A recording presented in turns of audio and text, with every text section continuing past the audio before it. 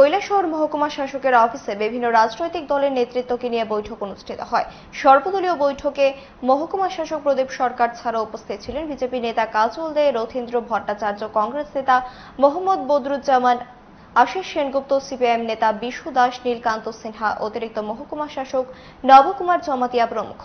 আগামী 4 জুন লোকসভা ভোটের গণনা হবে।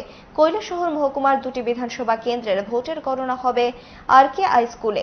মহকুমা প্রশাসন নিজেদের মতো করে গণনার কাজ সুষ্ঠুভাবে সম্পন্ন করার জন্য বিভিন্ন দলের নেতাদের সাথে আলোচনা করেন।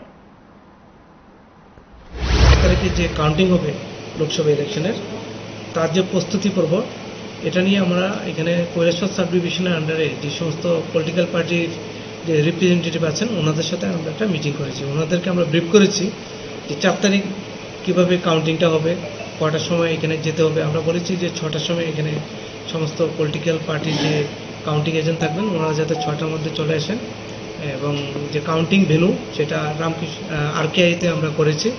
এখানে কৈলাসহর সাব ডিভিশনেতে যে 2টা অ্যাসেম্বলি কনস্টিটুয়েন্সি আছে, একটা হচ্ছে 53 কৈলাসহর অ্যাসেম্বলি কনস্টিটুয়েন্সি এবং 52 চণ্ডীপুর অ্যাসেম্বলি কনস্টিটুয়েন্সি। এখানে যে 2টা আলাদা আলাদা কাউন্টিং হল বানানো হয়েছে।